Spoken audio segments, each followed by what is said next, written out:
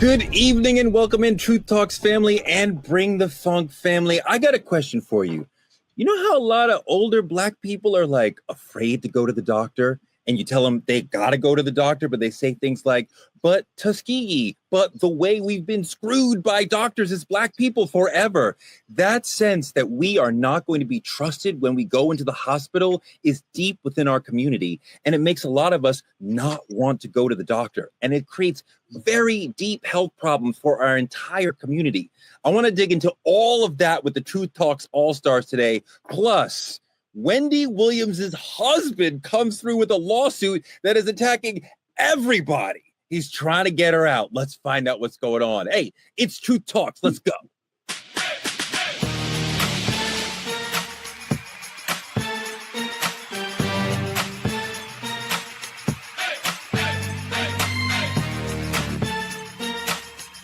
Are y'all ready to roll?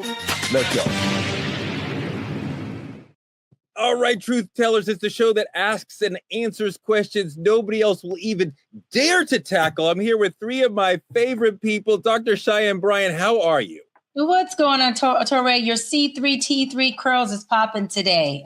You did your thing this morning with the curls. What's going on, Truth Tellers?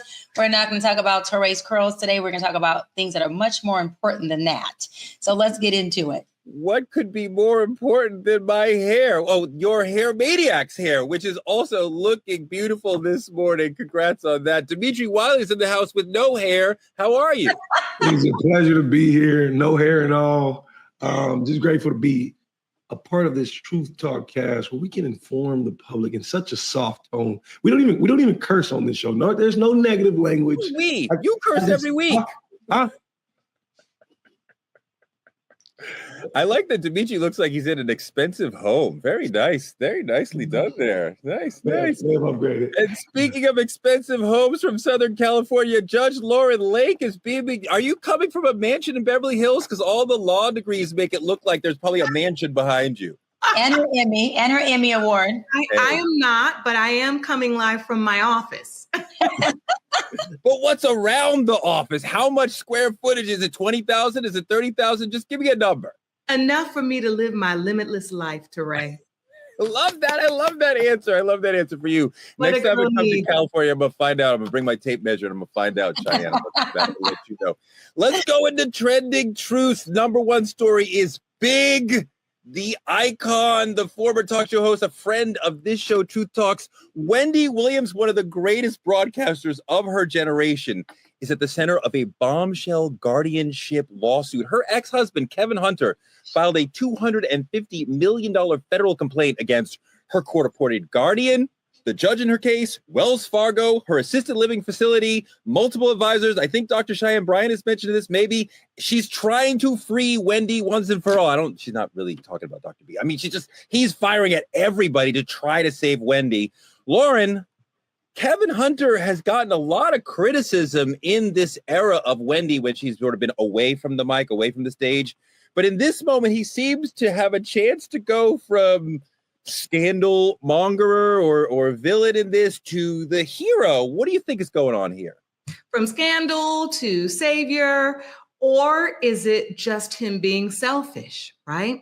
A lot of people are questioning his motives behind this, considering the fact that this original kind of mental breakdown, the trouble she was having, stemmed from him having a child out of wedlock. That really is what people say started this.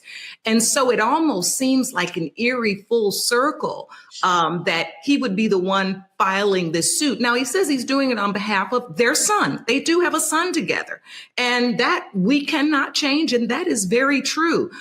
We've also heard many people over the last couple of years shouting free Wendy, and with the, this entanglement, this legal entanglement she's in between her guardian and the bank and everything they're recommending. And I mean, you see these videos of her at the window knocking. She's been able to do a couple of interviews, but then it seems like she gets in trouble for doing that. I sat down last night and was thinking to myself, well, who will be able to get her out of this, right? Isn't it kind of almost an unlikely savior? But then if she gets out of it, we're trying to figure out who will be in control then? They say she can make her own decisions.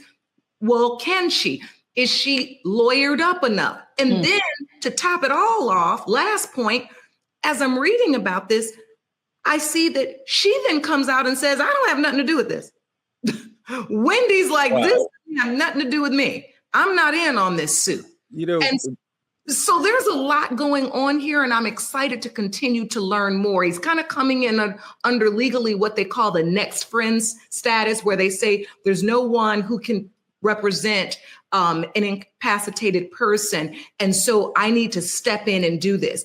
And he's suing for a lot of compensatory damages, almost over 200 million, 250 million. So this is going to be interesting to watch. Doc, this is a crazy situation, especially for me. I mean, like, a tri-state area New Yorker. I remember Wendy as a radio legend. She could do 3 or 4 hours on the radio by herself, no co-host. And it was incredible. I was on her show twice.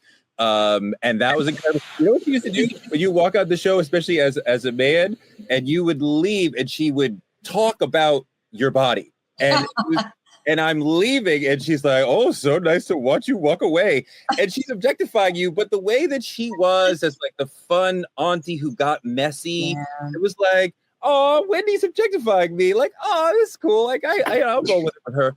But to see her get to this position now in her life where she can't talk and she doesn't have legal control is incredibly sad. And it's even worse than the people know. We have a Truth Talks exclusive, some breaking news.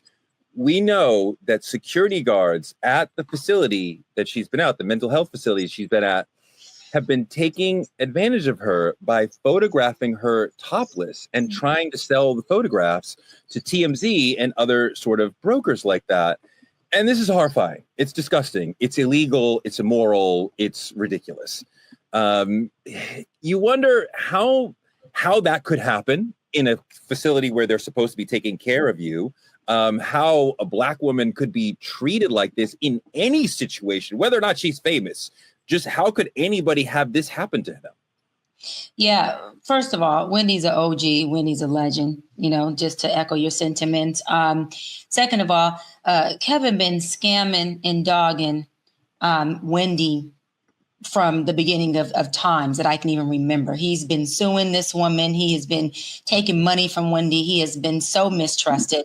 And so to have somebody out of all people come this late in the game of her health disparity and condition and say, hey, I want to sue every single person from Wells Fargo to Sabrina, to the facility, to the person taking care of her, to the security guard at the front, to the person who drove her from facility to facility, whoever has some money that I can tap into, I want to sue. This is the same man who's been money hungry with Wendy since day one. And so do I trust him? First of all, I don't believe him. I don't trust him. And I really think that Wendy needs to reverse Uno and sue his ass, because Kevin has been the one, in my opinion, who has psychologically put so much strain, seriously, and so much stress on Wendy that we all know that stress causes health conditions. I'm not saying he is the cause. I'm saying he has been a contributor to the cause of a lot of her breakdowns and a lot of her addiction, a lot of the things that she's going through. And he has not been a supportive husband. So again, in my opinion, Kevin is the last person that needs to be suing. He needs to be the person being sued.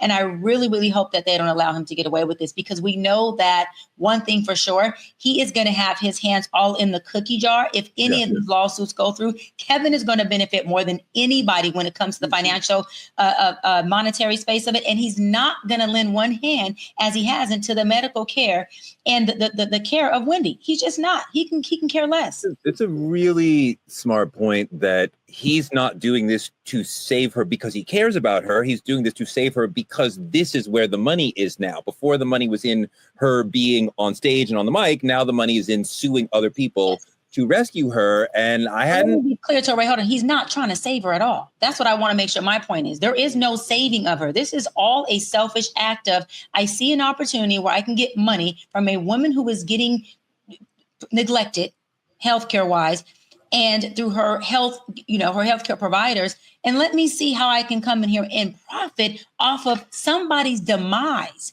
A woman who not only was your wife, but this is a mother of your child. And you have no problem being an opportunist with her at her demise. That is just sick. I think Demetri, I think she's absolutely right as far as the motivation that she's seeing in Kevin. That fits the person we have seen throughout this Wendy saga. Demetri, what do you think? You know, the thing about it is I'm gonna have to play a little devil's advocate on this one. You know what I'm saying? Like, let's keep it honest. The question becomes, did she have more or less problems when Kevin wasn't the gatekeeper? You know what I'm saying? Like, I ain't saying he was perfect. I'm not saying the guy was perfect to no degree. I know he did his dirt. He had the baby situation. You know, relations and love and marriage and all those things can get very sticky sometimes. But like, she was sharp when he was in the picture. She was getting that bag. She was on TV every day. You know what I'm saying? I ain't saying the brother did the best thing, but he at least kept the wolves back. And I think that's something, you know, to acknowledge. I think that it's a lot of money on the table. I think at any time you mix a lot of money into anything, it can always look like you're trying to come up. 250,000, you know, 250 billion, half a billion is a fuck ton of money, a lot of money. There he is. There it is. There's I'm sorry. It slipped out, Tori. Not no more. But maybe Kevin ain't the hero we want, but maybe Kevin's the hero. Lauren, Demetri makes me think about how quite often our husband is the worst person in a woman's life. And she may not realize it, and it may not pop out every single day. But when you step back, you're like, you have been the one holding me back. You have been the one getting my way. Is this another example of that? You can't deny they built an empire together. That's undeniable. You can't deny that. And we used to hear countless stories about him kind of being that handler. And I don't mean in a criminal way. I'm talking about just the person that managed things, kept people at bay so that she could be the great entertainer that she is and she was and still is. So I do think there's something to be said. I also think having a child together, right? You create this empire. You want that empire to be passed down, or the fruits of it, to at least her one heir, which is her son. And so I think the argument that her son is still there, she would want her son to be taken care of. She loves her son despite whatever issues they may have been through. It's a very complicated situation. And look, as a person who has dealt with family issues for over the last 3 decades, to Demetri's point, they're complex, right? And sometimes the hero we need in a certain situation is not the hero we want. The problem is that if he gets her from this hurdle, right? If there's movement and we get her released from this, as he said, this bondage, this unlawful bondage that she's in, who protects her then? And does he have the same? I can see Dr. B saying, and I don't think so either. And that's where I think, Teray, your question is so, I don't know, it almost gets, it has me feeling sick in the pit of my stomach, because I look at a woman, and one of the most poignant things she said, as we saw her in moments of clarity over this past year, she says, it could happen to you. She said it on that documentary. Just know, to every woman out here, this could happen to you. And as a woman out here with one son, I align so much with Wendy in the years she's had in this business. I've worked on her show, been a guest on her show many times. It is scary. It is absolutely scary that in a moment of weakness, everything you work for can be taken away from you. Others can be controlling your destiny. And you say to yourself, okay, the only person I have potentially that's fighting to save me is my ex-husband. But as I said, I'm reading that she's saying I have nothing to do with that, and I don't want him involved in my affairs in that way. And so there's that. That detail that she doesn't know, or she's not participating, goes to what Dr. B is talking about he's doing this on his own, not to save her, but to enrich himself. And if she gets saved or out of the trouble, whatever, then that's a side benefit. It sounds like it. Yeah. So I want to move on to our politicking segment and bring in a friend of the show and an important person for this conversation, Gerald Griggs, president of the Georgia NAACP, great attorney. You've been on the show with us before, so you know the deal. For the first time in 116 years, the NAACP will not invite a sitting president to its national convention, which is July 12th to 16th, Demetri. It's in Charlotte. If you want to go, not far for you. I think it's actually a really good idea to go and see what's going on with the NAACP right now. The reason they say they're not inviting Trumpy, as if they have to give black people a reason, is because he's a threat to civil rights. Yeah, no kidding. Has the NAACP finally drawn the line, or are they a little late on this? Dr. B, I did feel like the NAACP has not been the strong stance, it's not taken the strong stance against Trump that I would want. Where are they? Yeah, welcome, Gerald, my NAACP brother, wherever he is. I'm president, as you know, of LA, San Pedro, Wilmington, Palos Verdes here for the past 12 years. It's been an honor to work with us. So welcome back to the show. We had an emergency meeting, National did. I'm not sure if you were on that call, where they prepped us and let us know that we are not inviting Big T to the cookout. He's not invited to the convention. And I love that you said, Touré, that we don't need a reason, because we don't. Black people don't. We just do what we do, and it is what it is, especially as the biggest civil rights organization in the world. But I don't think that NAACP is just finally drawing the line. We were created 116 years ago because we've been drawing lines, because we've been creating legislation, because we've been standing on the front line, because we've been standing vertical in who we are and what we believe, and not just for Black rights, but for human rights. We have pushed and gotten a lot of rights right for a lot of people that look like us and don't look like us. And that's one thing about our organization. I just feel like at this point, we have yet to have a president that is this overtly racist in your face, to where this man is literally dissipating and declining. He just took out Martin Luther King's statue from the main office of the Oval Office and put it somewhere else in the back office. So what we're saying is we don't have the Senate, we don't have Congress, we don't have Supreme Court, but what we do have is organizations like NAACP, and we do have to do what we can. And with the Dems not being in a position of having muscle, this is where organizations like us do stand up and say the muscle that we do have, that isn't red or blue, it's just about human rights and civil rights, is a muscle that we're going to stand on and we're going to flex. And we are going to make sure that we do not open the door to let you know that you can use us, our organization, as a way to have an opportunity to push your agenda, because we're not selling your agenda, we're not for your agenda, and we can give a fuck about your agenda. So you're not even invited to the cookout. She makes a great point about why we all hate Trump and why he should not come.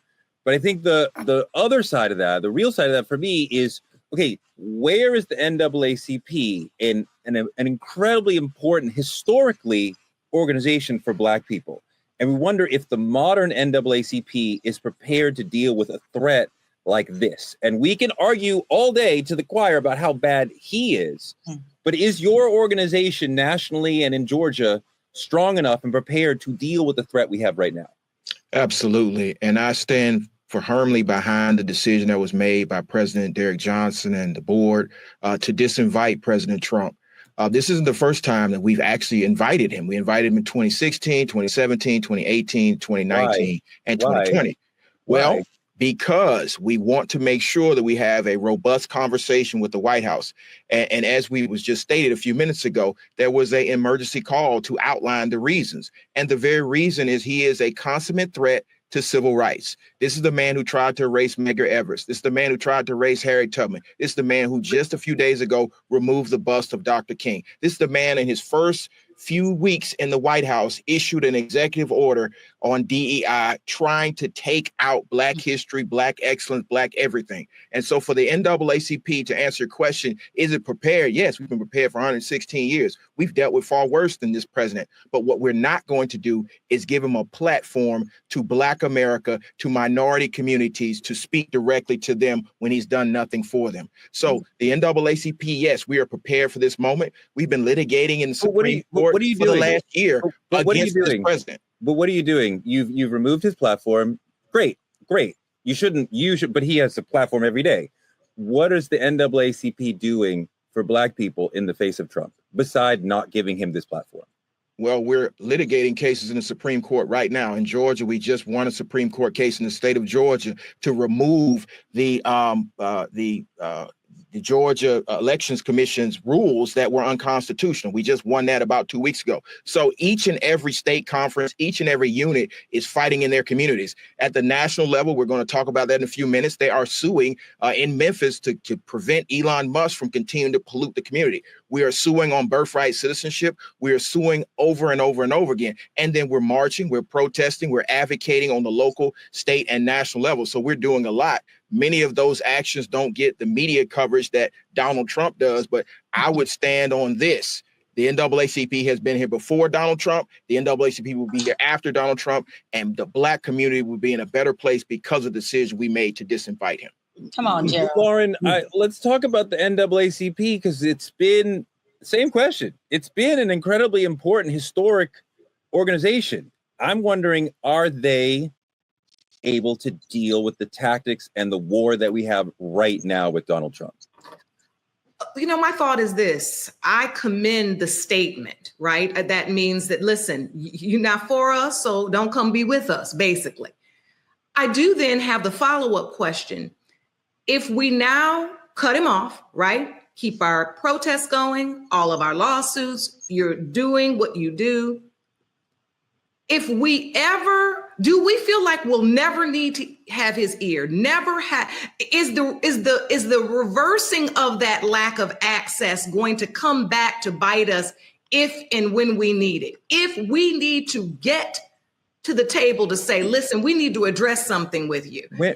Lauren, when would you trust him as an honest broker? I would never. I'm just merely asking a question. Since we have the experts on, I'm asking the questions that I think people might want to know, right? If there's ever an instance that we need to say, listen, because you basically answered the way I would answer, why would we trust him anyway? But I'm asking the question because I think people do want to understand that if we're never, ever, right, throughout the rest of his term when he's here, able to have access to talk to him, to negotiate with him, how will we manage that? Are we continuing the legal route? What is that? Yeah, Teray, I wouldn't trust what he said anyway, but I also would like to know the path, that I know they didn't just say, we're going to disinvite him and then that's it, cut him off the list. You all have had subsequent discussions about how we accomplish our goals after we make this move, because we do know we're dealing with a personality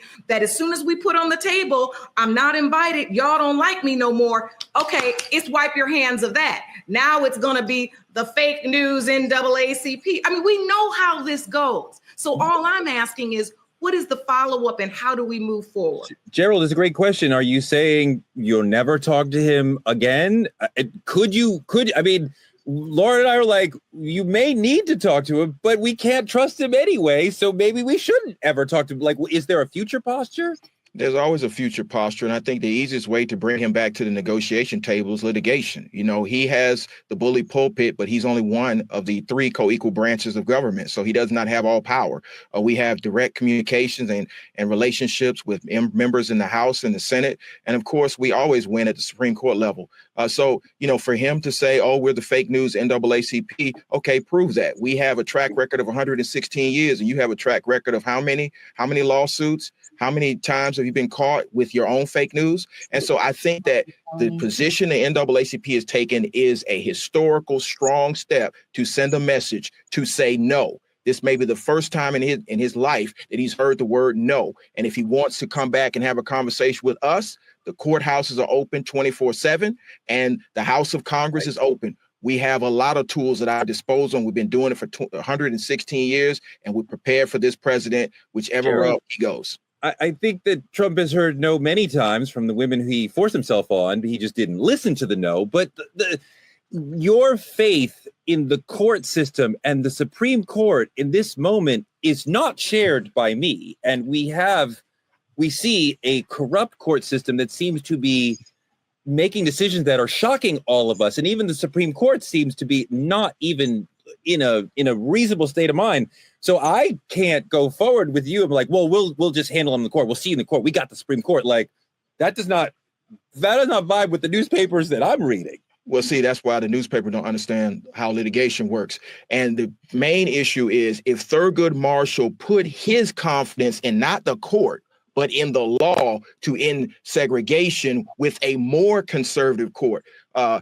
President Eisenhower was asked what his one mistake was, and he said he's sitting on the Supreme Court. The Earl Warren Court was the most conservative court, and it became the Civil Rights Court because of the litigation of the LDF and Thurgood and the NAACP. So it's not that we trust the justices, we trust the law, and the law is what it is. Donald Trump can write any executive order he wants, but we still have the 13th, 14th, and 15th Amendment. We still have the Civil Rights Acts. And so what we're saying is we are ready to litigate, and we know that we will win.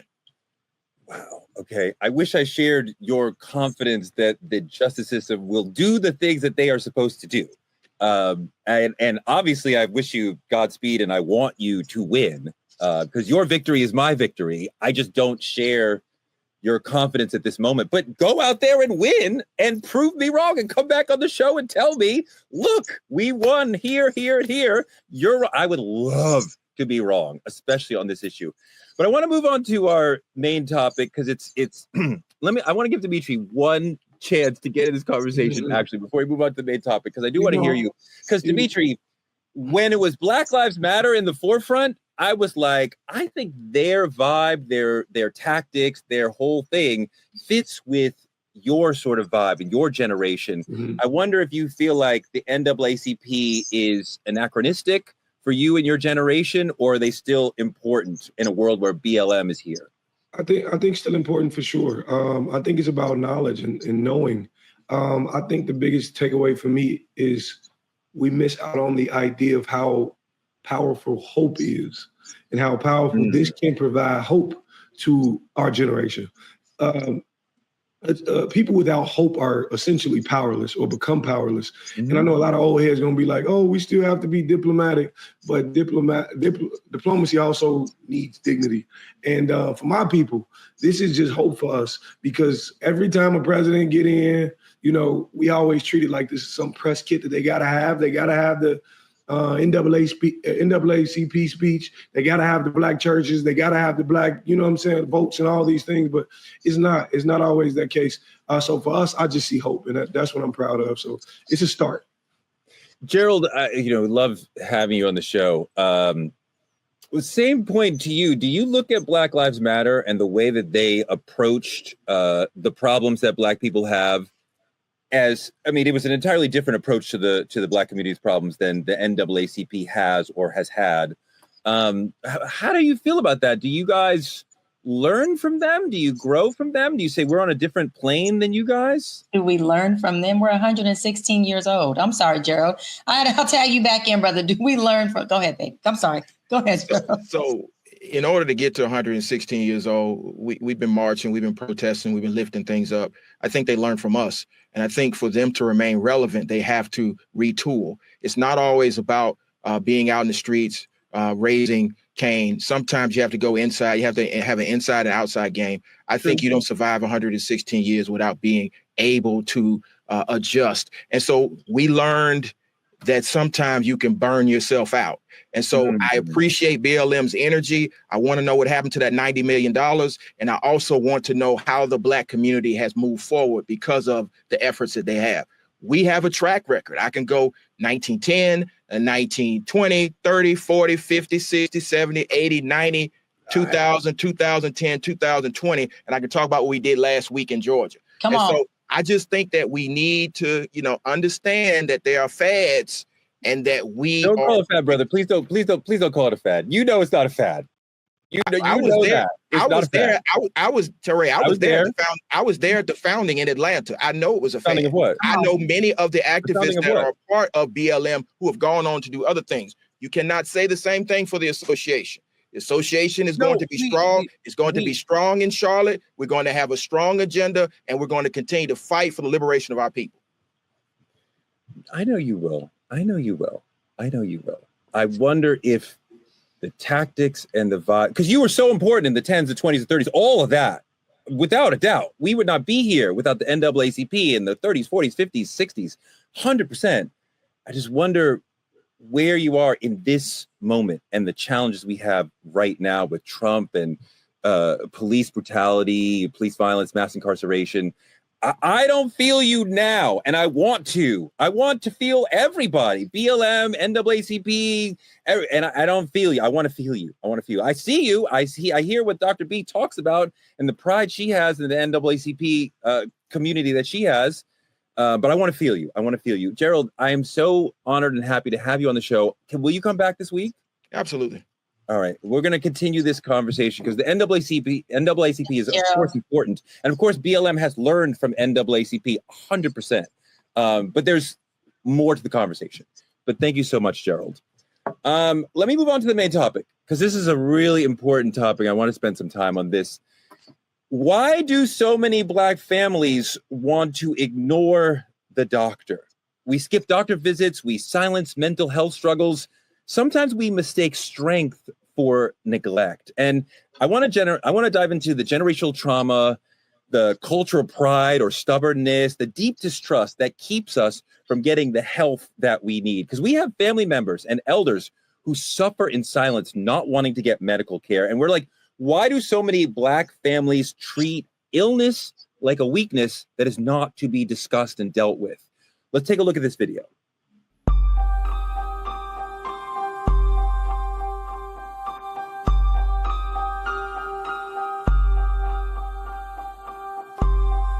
From education to employment, income to home ownership, African Americans endure a range of inequalities. But the gaps in health and wellness might be the most ominous of all these disparities. For too many of us, our primary health care comes in emergency rooms. Instead of preventive care, we're in catastrophic care. African American men who, at an alarming rate, have been diagnosed with prostate cancer. Health disparities between Black women and white women are well documented. Did you know that African Americans are almost twice as likely to have diabetes? I would have to say, just based off of the patient population that I've experienced, during my time here in Minnesota in my professional career, and even in residency, we as African Americans will present one for later stages for cancers, more malignant forms of hypertension, uncontrolled diabetes, overweight. There's also some resistance to the whole health culture. Mental health issues are real, and we have to understand that we can't pray away everything. Your health transfers over into other parts of your life. If you're sick, you can't go to work. So in terms of the economy, so it's kind of a ripple effect. That's so powerful and it's so real. Doc, we talk about the Tuskegee syphilis experiment among our communities. It's just a shorthand. We just say Tuskegee. And we know for many decades, they allowed these Black men to have untreated syphilis just to see what would happen. What an amazing dehumanization of them. And quite often when we go into the hospital, we are seen as less. There is an opinion in the medical community that Black people feel pain differently. Like we have higher pain thresholds than other people, which is bananas. And Serena Williams had an amazing conversation about that. So let's talk about this notion of we are distrustful of the medical community, Doc, but quite often there's good self-protective reason for that. 100%. We have healthcare racism. Let's not act like we don't, right? That is super systemic. When we're talking about systemic healthcare racism is real. We are overdiagnosed and we are underdiagnosed. We are underdiagnosed when it comes to dementia, when it comes to a lot of mental health issues, and we are overdiagnosed when it comes to ADHD and when it comes to depression and things of that sort. And we are over-medicated. Oftentimes, we are used as the guinea pigs after the medication is already created for treatment, but we are not used in the studies to create the medication. So when medication is developed for treatment, it's not developed for anyone Black or a white woman. It's developed for white and male, even the mental health industry. And so by the time we are medicated, they have no recollection or no studies or education on how it's going to affect our anatomy and our body. We are different and we are built different. And that this health competency is something that is part of the culture competence I talk about. They don't have competence on how things show up on us, nor do they have diagnosis that fit us. We are mapped and grouped in a diagnosis based on criterions that are studied for Caucasian people, which we are not. One. Two, when we talk about pain, right? And we talk about our level of that, we have Dr. James Sims, who developed the speculum for women, who the way and it was metal back then, now we have plastic. The way that he developed the speculum was he performed pap smears on Black women with no consent and with no pain medication. No pain medication. And I just want to say Anarcha, Lucy, and Betsy are just three of the Black women whose names I want to say loud because I want to give them a voice and I want to give them representation for undergoing that pain. And not only was this a white doctor who was performing this medical procedure on them, but they're surrounded by 5, 6, 7, 8 white male physicians, right? And observers who are observing them in the most vulnerable state that they can be in, possibly with no pain medication, with metal speculums, not plastic, metal speculums. A speculum, just to give our viewers a little bit of a visual. Speculum is something that goes inside a woman's vagina. It enters like this. I want you to see this. And it opens up like this inside her vagina. I want you to see this. Opening up her cervix area with no type of pain medication. Well, this lady is sitting there with her legs cocked wide open. This is like beyond abuse, beyond racism. This is going on, in my opinion. This is sexual abuse. This is stripping a woman of everything. And so when you take that into modern, I'll wrap on this. When you take that into modern health racism, you got doctors that come in there and they see that you are a person of color and they can give two shits. And their care for you goes from a 10 to a -0.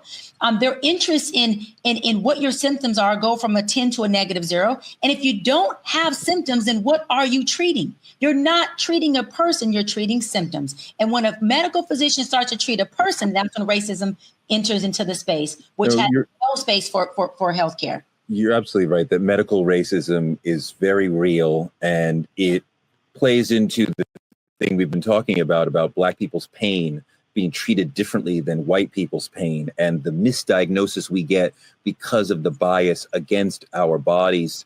Wanda Sykes had some really interesting comments about that in one of her stand-up specials where she was talking about her double mastectomy and what happened to her in the hospital. Let's take a look at the video of Wanda. And handle this pain. Let me give you this. Let me give you these opioids. Get that pain away.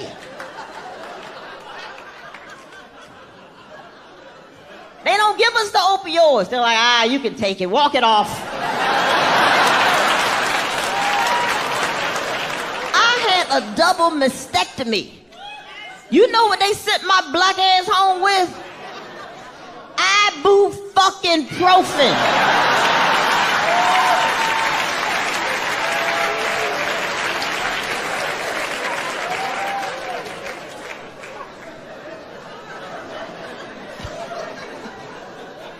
Shit, to get some opioids, a Black person will have to show up in the emergency room holding their own head detached from the body. Excuse me, can I get some help out here? Dimitri, what's coming up for you? I don't know who draws these topics up, but they get me every time. I had an uncle who had a pain in his chest for about maybe 3 days. And for 3 days, he going around just whispering it to the family. He may have whispered to two of his closest friends, and that came out after the fact. But my uncle is no longer with us for that exact reason. My uncle died. That one pain, he saw it turn into a blocked artery, which eventually led to cardiac arrest, which is something, and I get it. I get the fact that obviously you look at the numbers and you see Black people die younger and everything. I get that they don't truly understand our pain. I get it. They don't truly care about our pain. And sometimes we ignore it, but sometimes we ignore ourselves a little too often as well. I think generationally, we've been taught that you got to be strong and you got to wear like a shield and you got to do this and X, Y, Z. That so much to the fact that we can literally kill ourselves. Like my uncle taught me a lot, but my uncle also taught me that unintentionally, not trying to, in death. Like, and it's crazy to me because we sit and we suffer in silence, but like, why can't we live long enough to heal? I think that's the strength behind it all. And I think far too often we brushing this shit aside, and because a heart attack is not just what killed my uncle. It's not. It's cultural silence that killed my uncle. And, you're right that the cultural silence and the pride that typically exists in Black men and also in Black women, but the stoicism, especially of Black men, where we're not supposed to share our pain. We're not supposed to admit that something is bothering us.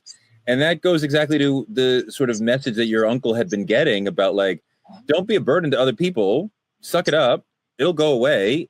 And it didn't. And that, I mean, the implications were the silence led to his death. Mm-hmm. Yeah. Yeah, this is so powerful.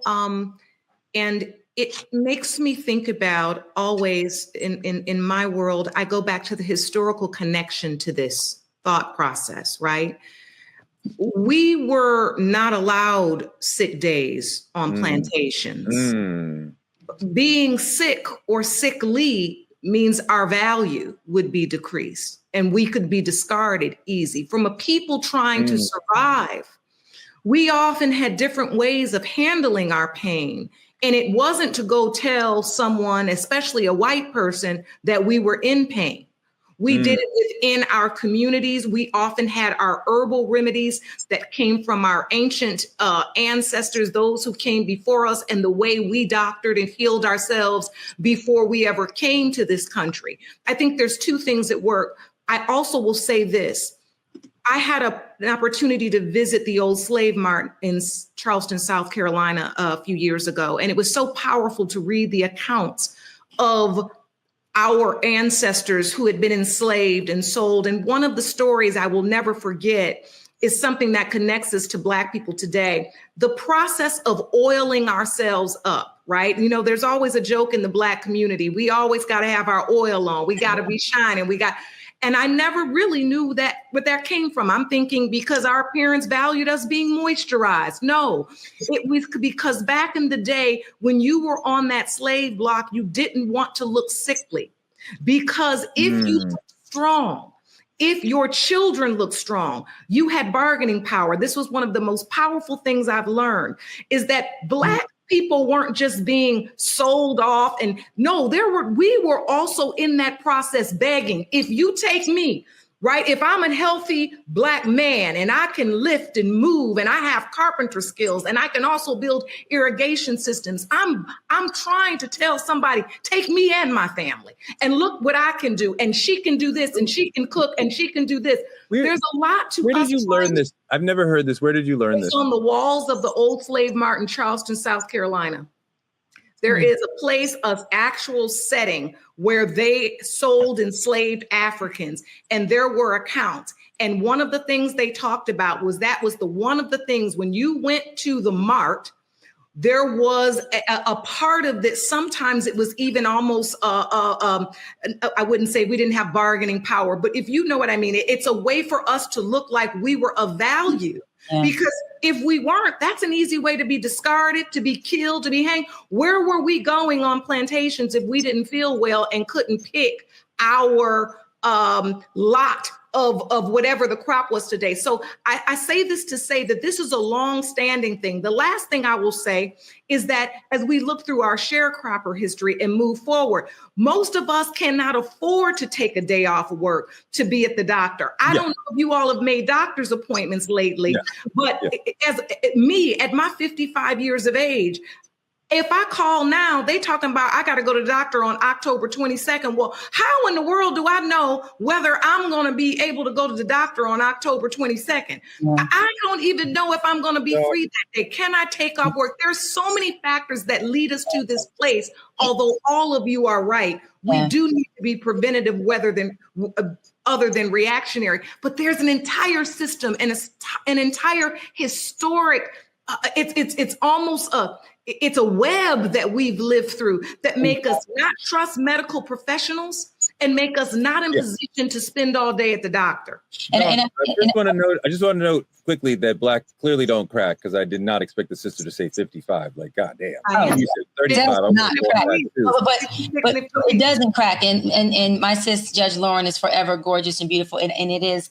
And that's going to stay that way. But I'm going to pivot really quick, because I want to say this quickly, because it's a duality between, as a Black race of people, we have to stop being resistant to medical treatment while advocating for ourselves and each other. Why do I say that?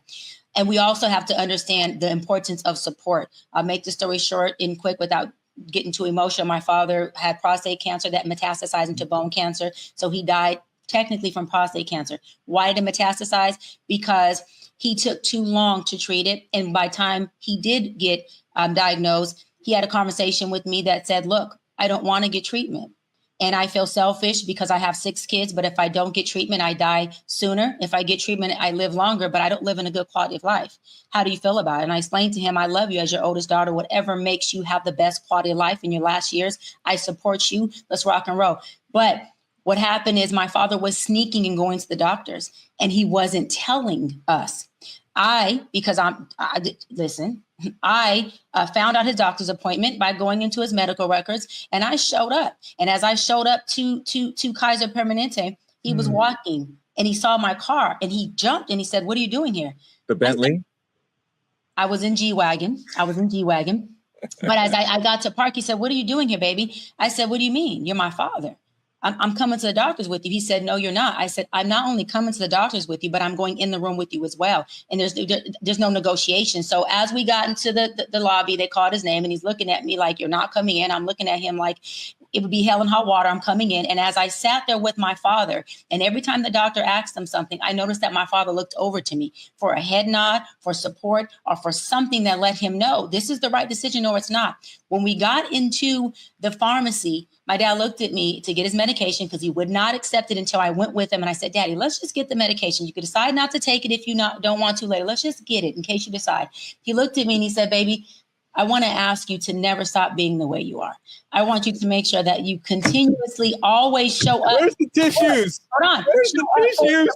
Let me tell you why. He said, "Because it wasn't until you showed up to this doctor's appointment with me and I seen you advocate and fight for me the way you did, that it gave me hope and gave me another up to want to fight and figure out how I can fight this thing and live longer."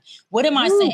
What I'm saying is that too many times, yes, Black women, but Black men are undergoing stress and healthcare issues by themselves, Black boys and Black men. And we have to do better. Whatever race you are as a woman or as a people, if you have a friend that's Black, a father that's Black, we're supporting them. And sometimes that looks like showing up when they say no. It looks like having a voice for them when they can't. It looks like advocating for them. I would never take back that moment when I seen him look at me and go, why is she here? But this is just such, in his head, I knew he was thinking, this is just such like my daughter. And I bombarded the whole damn thing. But it may have not saved his life, but it gave my father the support that I believe he had at the beginning and allowed me to do and us to do. I really believe it would have gave him a shift in his mindset on the choices he made in treatment. And so, again, I want everyone to just understand, I'll wrap on this.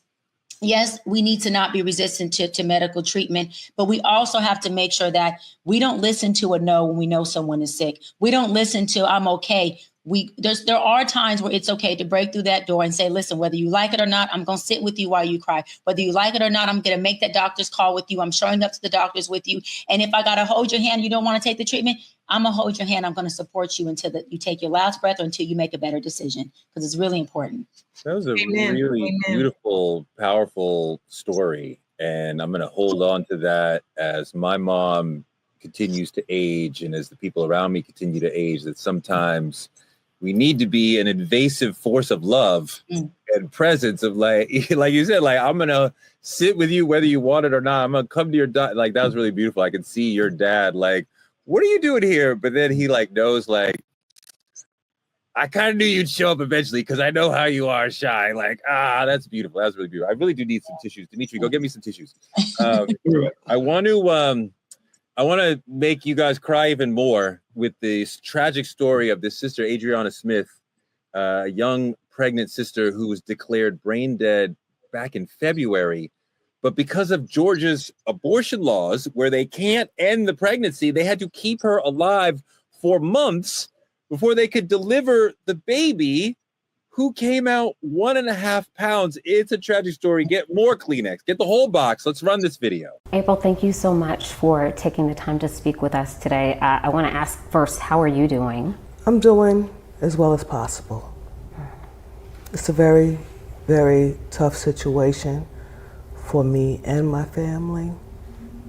It's just unbelievable, and we have a lot of emotions. So it's a lot. Yeah. It's a lot. You had some new information. We had a new addition to the family come just last week. Adriana's son was born. Yes. Chance was born by emergency C-section on Friday about 4:41 a.m. And he's fighting. He's in the NIC unit. He's about 1 pound, 13 ounces. And he's expected to be okay. He's just fighting. Yeah. We just want prayers for him. Yeah. Just keep praying for him. He's here now. That was the mother of the sister who passed away. So the grandmother of this 1.5 pound baby is, Dimitri knows the baby's supposed to be around 7-8 pounds. So that is a teeny tiny freebie.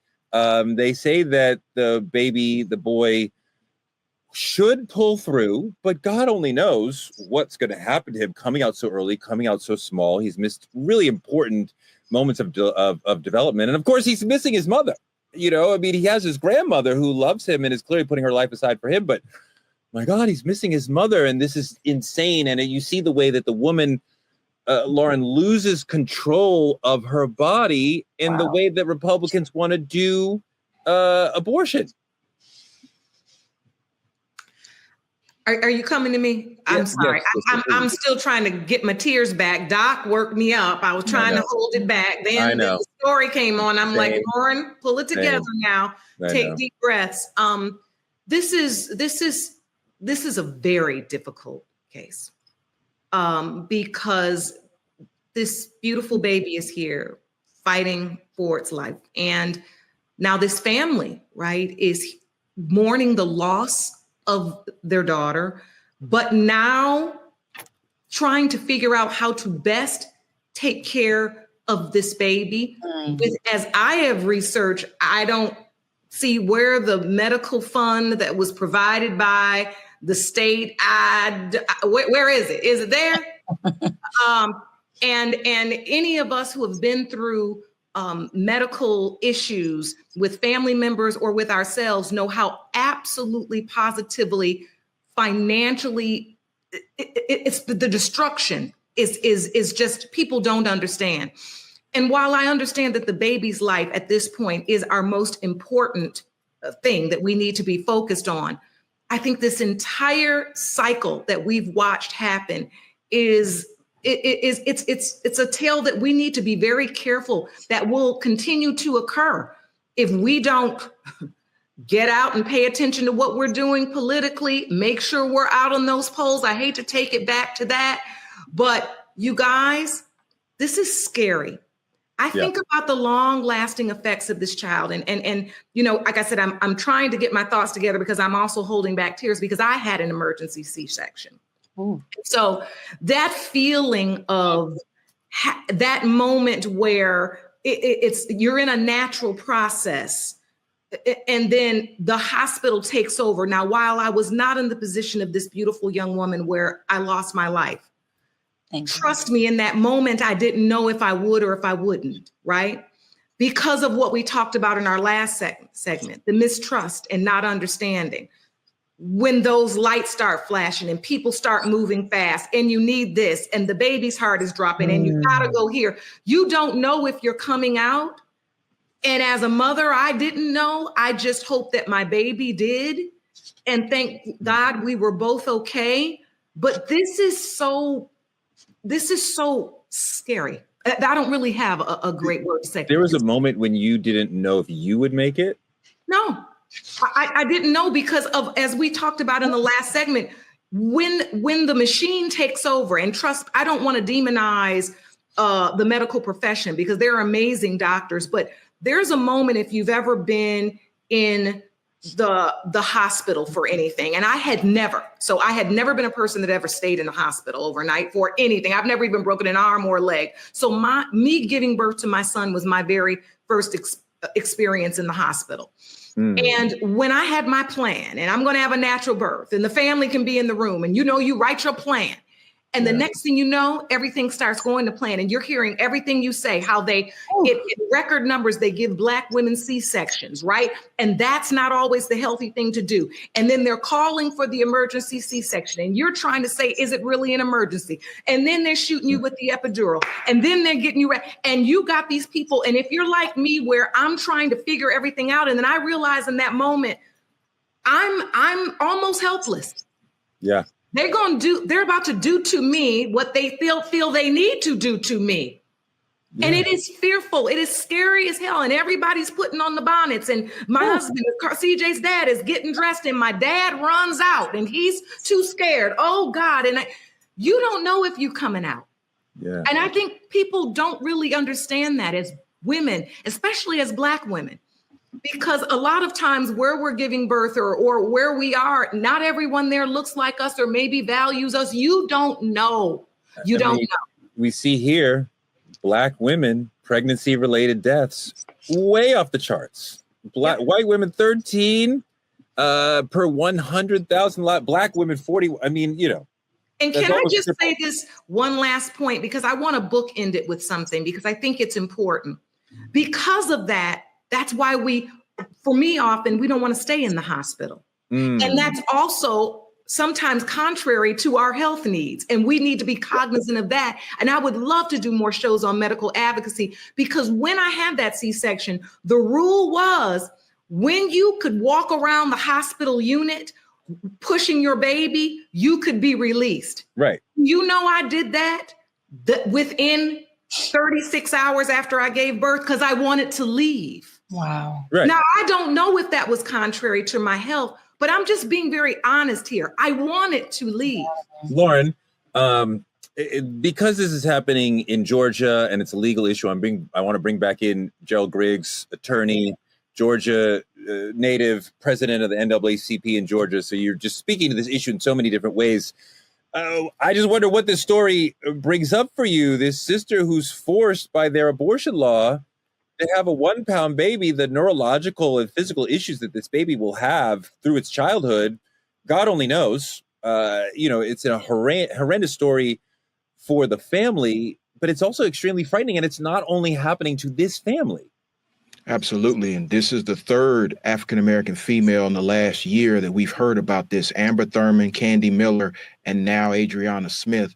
And my heart goes out to her family to go through this type of horrific experience that could have been prevented.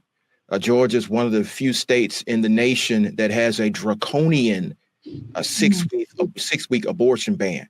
And there's been litigation around that to stop this. And for the governor and the attorney general to tell the hospital that the abortion ban has nothing to do with this is the actual reason why the hospital kept her on life support, so they would not violate the law and be subject to criminal prosecution and civil sanctions.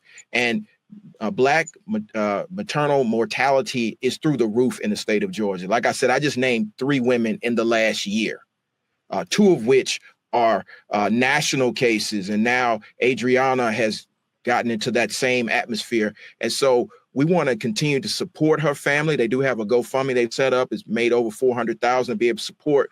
How do we find that GoFundMe? You said what? How do we find the GoFundMe? You just search Adriana Smith, and I'll give you the link on the internet. But this family is already incurring millions of dollars in medical bills, and this young baby who's now in the NIC unit, as somebody who has experienced a child being in the NIC unit, someone who's experienced an emergency C-section. Waking up 2 o'clock in the morning, my wife is coding or whatever that noise was, and I'm having to put on clothes, and we go down there and they start the medical procedures. This is one of the scariest moments of my life as a Black man, as a father. And so we have to lift this family up, and we have to do something about these laws, because a woman should have bodily autonomy. And in many southern states and around the country, that is just not a fact that they have anymore. And so, in Georgia, we lift up this family, but we have to remember this is preventable. This should have never happened. Yes. And now we have a child that will grow up without his mother, because of the laws here in the state of Georgia. And you wonder how many people, Cheyenne, that we don't even hear of that this happens to. But go on, what are you thinking about? I just wanted to, what my sis, Judge Lauren, said as far as a C-section, Black women are 40% more likely to be forced into C-section. Studies have found that many of those C-sections could have been natural births, and that they're doing it because C-sections pay more when it comes to billing insurance, which again is negligence. And we have attorneys on the show today, and it is a huge lawsuit if that is proven to be the reason for having someone be forced into a C-section. Black women die 3 to 4 times are more likely to die giving birth than white women. And so when you look at those studies and those stats, yeah, you're damn right that you have Black women who are, like Judge Lauren said, afraid not only just to go to the doctors, but ain't trying to stay overnight. My mother had back surgery. One day, the next day I go, she all of a sudden has a blood clot in her lungs. Why is it that she has blood clots in her lungs? Why is it that her room is the only room that has trash cans and trash? Oh, I went fucking bananas in that hospital. And when I say fucking bananas, to the point where they end up having it to where my mama was able to come home and they sent a physician home to take care of her in our house because I went crazy with lawsuits, with NAACP letterheads of call of actions and issues that we have. But this goes back to the point I made with my father.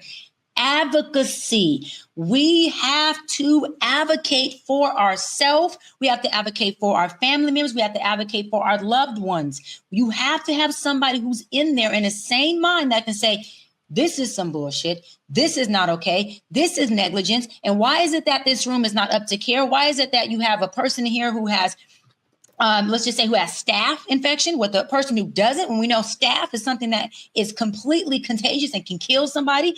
You have to have folks in there who advocate. Within our Black community, we are very, very supportive on a lot of things. But when it comes to the healthcare and medical treatment, we don't always know how to advocate. We always feel like we are not in the position to advocate, and we feel like we are at the hands of the doctor. We have the right to say, absolutely no, I'm not going to receive that care. I have more questions before you provide that injection or that care or that longevity of stay for my child. Absolutely fucking not. I have more questions. I want a second opinion. I want a third person in this room. And I want you to make it clear to me what you're treating. What are the results of it? What are the side effects of it? And what does this look like for aftercare? We don't ask questions, and we're not advocating for each other. These are important questions, Dimitri. We also have to understand that the doctors are told you're only supposed to spend a certain amount of time with each patient. So they are on the clock as soon as they walk in your room and expected to move on to the next room very quickly. So the conversation that Doc is saying that we should have, she's right, but the doctors don't want to have it because they are being told, move on. And they get a little, quite often, imperious and aggressive. I also want to call out, again, Dr. Bryant with the aggressive love. I appreciate it. I love it. She's like, I'm going to love you no matter what. But Dimitri, I don't really want to go to the doctor. I mean, you can call me an old Black man if you want, but she might have bad news. I work out. I take a protein shake every morning. Like, I feel fine. Like, why go risk her?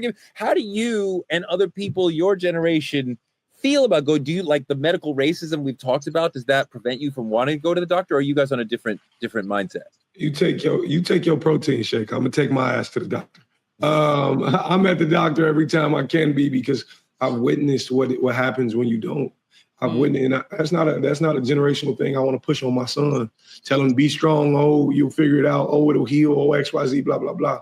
Although that may be true, I'm going to put my faith in the one who's going to prescribe me something. And I get it. Yes, a lot of times you feel like, I ain't going to say a lot of times, more often than not, you feel like they don't actually relate or they don't actually care or understand our pain. I get it. But for me, even in terms of the maternity thing, I can speak to it directly. Like my generation is starting to push towards at-home pregnancies. There's this company called Pregnancy Pool where the husband get in there, the mother get in there, and we starting to feel like that's a lot safer than being in the hospital. Because this baby was 1 pound. My son came out 9 pounds. That's huge. That is huge. That is huge, baby. You know, and yeah, he's how big. tall are you? How you have a 9 pound baby? Huh? You not tall? How you have a 9 pound baby? Boy, you ain't seen me. I'm kind of, you know what I'm saying, like that. But ain't seen him, he came out at 9. This baby came out at 1. But Dimitri, when my son was coming out feet first, he started to poop, and then he came out, and then he started to swallow the poop, right? And then the doctors dealt with that. And there's a beauty in the at-home pool delivery. But what if you have some complication like that? Because if the baby swallows the poop, that is a serious problem for the baby. There's all sorts of complications with the umbilical cord. There's all sorts of things that could happen. I would be afraid to give birth without a nurse or doctor. The thing about it is, with this company and these people, there are doctors on standby who actually participate in these pregnancies. So it's not like we just at home wilding. Like we ain't doing it out the tub. This is actual medical practices. It's just now in the center of your home. And I think, because my son came out with complications as well. For the first, I think maybe 3, 4, 5 minutes, my son wasn't breathing at all. So I literally watched someone walk in and have to demonstrate something on my son, who's purple at the time. You know what I'm saying? And I remember looking out the window, and I'm looking out the window of the hospital room, and I say, dear God, if I've never asked you for anything, don't do this to her. Don't do this to the mother. I saw his mother. I saw the baby. I saw everybody in his room crying except for me. And it was like, that's what the hospital don't understand. That's what the hospital they don't understand. It's human trauma you got to leave this hospital with. And for so many people, it wears on you for a lifetime. And I think for me, what people don't truly understand in this case, this is a law that is meant to protect. All laws are meant to protect. This woman died in slow motion because of a law that now turned her from a person to an incubator. Yes. Like, and I don't understand if people truly get how crazy this is. And the fact that it's happened before, the fact that we witnessed things like this, I just think, in my opinion, we got to, I know we can't trust them and the shit's difficult, but we got to do what's best for you. My heart goes out to the family, but this is a trauma they'll have to live with forever.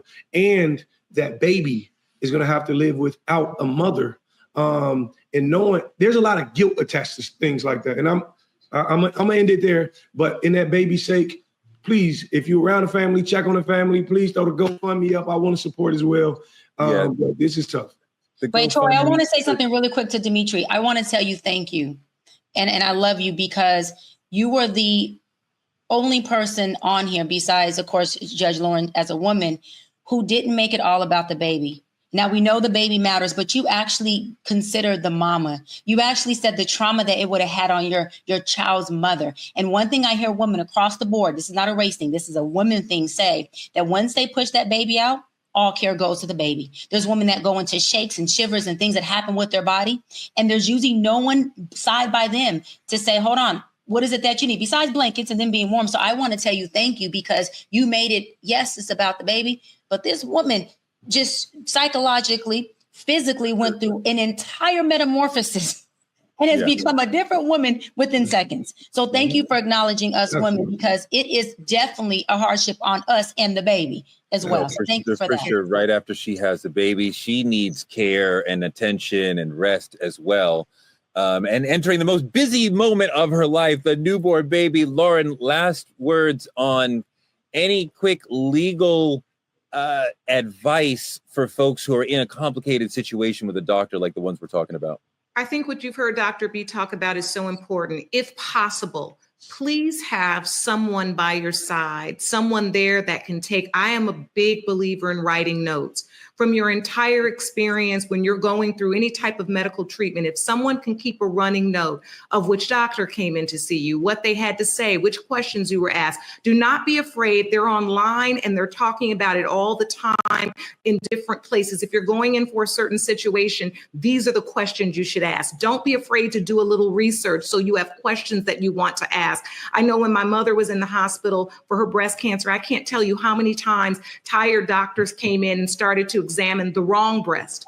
And it was no. And I had to be, because I was in the room, and similar to Doc with the aggressive love, I slept in there. I never left her. But that's also a privilege. Let's be clear that many don't have, where I could stop everything I did and literally live in that hospital with my mother, where I had to kind of correct no. And I would often have to gently say, you guys go on back out, read the chart again and come back in, because the stress of that is even stressful for a patient. So I say that if you can have a person that can be there by your side to be able to take notes. And if you have a question, do not be fearful to consult a lawyer.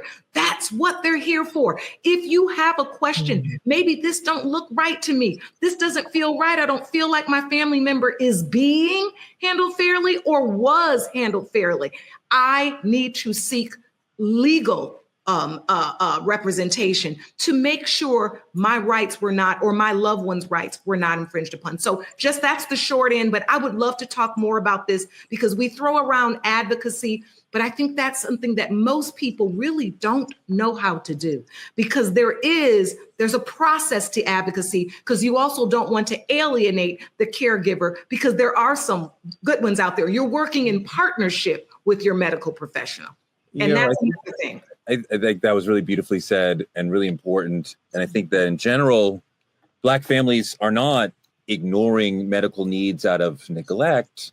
No. We're responding to a healthcare system that has been historically ignoring us, that has been rejecting of us. We feel the medical racism when we enter the building, when we deal with the diagnosis, when we deal with the lack of care, and it hurts and it matters. And we talk about it to each other, and it develops a lack of distrust for the entire system.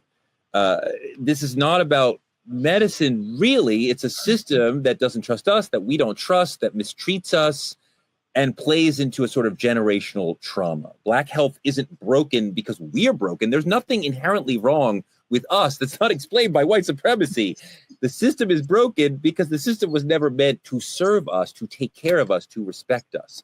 If we're going to heal, we have to stop normalizing pain. We have to stop being stoic and quiet about our pain, demand accountability, demand what the medical system was meant to provide for us, actual good care that we deserve, that we are paying for. Make an appointment, people. If something feels wrong, if you haven't been to the doctor in a minute, if you're over 50 years old, you should be seeing a doctor at least once a year.